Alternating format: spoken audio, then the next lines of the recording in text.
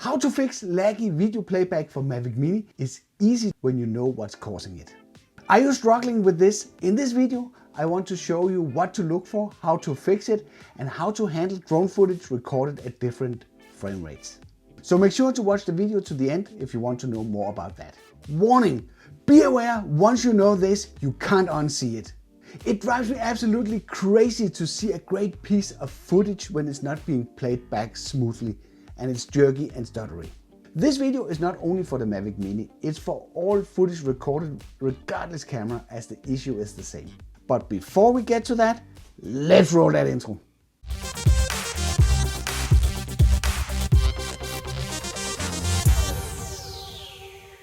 Welcome to another video. I'm Henrik Olsen, and if you want to learn how to make better videos with your drone and camera in general, then consider subscribing and hitting the bell so you don't miss out on my weekly tips, tests and tutorials. So what does it help that you have the best footage in the world when it looks really bad when you play it back? This is an absolute waste of your viewers and your time. There are mainly two reasons for this. It can be lack of motion blur if you have been using a shutter speed that is way too fast. In this way, motions in each frame will be frozen, making the footage look stuttery and jerky and not smooth at all. Adding motion blur to your footage will help smooth out motions and make a look and feel that's more similar to what you see on the big screens. We are normally using ND filters to reduce the amount of light that hits the sensor to be able to lower the shutter speed to a level where motion blur is introduced. If you're new to camera terminology, shutter speed is basically a length of time where the digital sensor inside the camera is exposed to light. I've covered this topic for all the other DJI drones with manual camera control. But the Mavic Mini only records in auto, so how do I do that? You're probably thinking. You can! If you want to learn more about using ND fillers with your Mavic Mini, then give this video a like. If we get 1,000 likes on this video, I will make a separate one about this topic, to show you how to benefit from using fillers on a drone with no manual camera control. The good part about this is that it's very easy to check if your footage is lacking motion blur. You could just take your raw footage and stop it at any time where there's motion in the picture and check if the frame has been smoothed out. Lack of motion blur is probably the most likely reason you have heard for bad playback. But it could actually be something that's way simpler, which leads me to the second reason. A mismatch between timeline and frame rate, leading to all sorts of trouble. Let me explain. The concept of a timeline is to define the frame rate of the final video export. And in its simplicity, it's just a number of static images stacked side by side per second. With a 25 FPS timeline means that you have 25 static images per second, equal to a frame per every 40 milliseconds or 0.04 seconds. If you have recorded 30 FPS footage and try to drop that into a 25 FPS timeline, the software will allow you to do that, but under the hood it will skip every fifth frame to make it match. If you try to drop a 25 FPS clip into a 30 FPS timeline, every fifth frame will be missing. So either way, you will be missing frames during playback, which will make your footage look really bad. Let me demonstrate this in DAVINCI Resolve 16. Let's open up a new project. When DAVINCI Resolve asks you if you want to adapt the timeline, we will say no, so the timeline and the clip is a clear mismatch. Let's drop in a clip like this example from the Mavic Mini in 30 frames per second into the timeline. Then we go directly to the export tab and render out the 24 FPS timeline. When we replay the clip, you will see something like this. I saw it coming. I guess it had to be done. Our love was fading. Like snowflakes on my tongue. This time it's the rain. I can feel it in the air. It's time for... Ew! Look how bad, ugly and choppy that it looks. Let's just replay the original clip for comparison. Let's do something crazy. Grab my hand and I'll show you funny. Something crazy. I know you want to. What a relief, now I feel a lot better.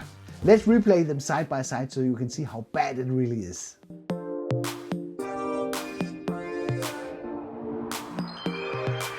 You give me feelings that I never thought I would feel. You give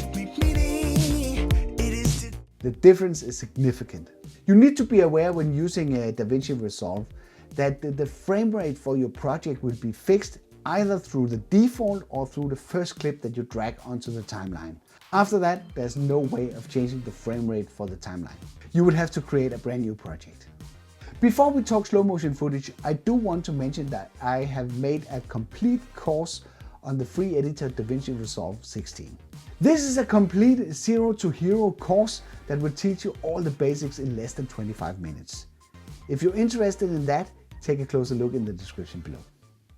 How to handle slow motion for smooth playback. When recording video, there are multiple frame rates available, and they are normally divided into two groups: the US standard NTSC and the European standard PAL. The rest of the world uses either or.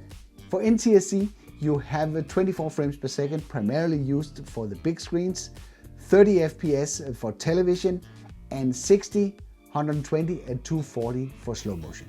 With PAL, you have 25 FPS as your baseline and 50, 100 and 200 reserved for slow motion.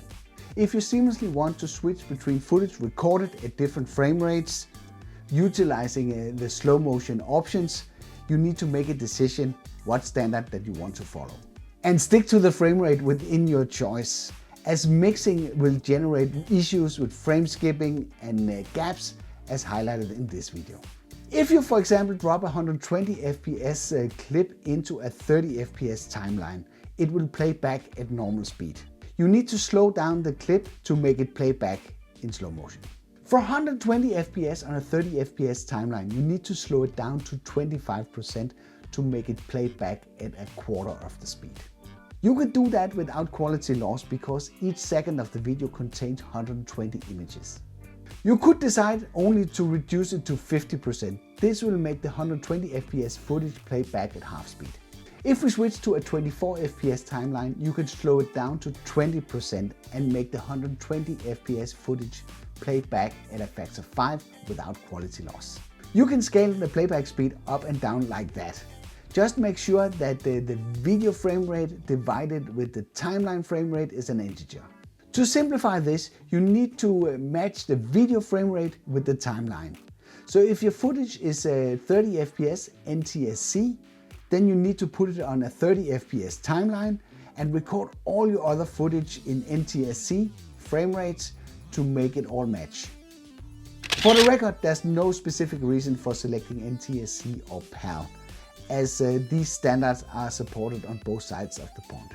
But if I have to choose, I would recommend NTSC, as this is offering more flexibility between the different frame rates without introducing frame skipping and gaps. As an example, you can take your 30 FPS footage and drop it onto a 24 FPS timeline, slowing it down to 80% and make it play back smooth. And why can you do that? This is just a check to see if you paid attention. Let me know in the comment below. By the way, did you see the video where I showed you how you could edit the drone footage from your Mavic Mini directly on your smartphone with the DJI Fly app?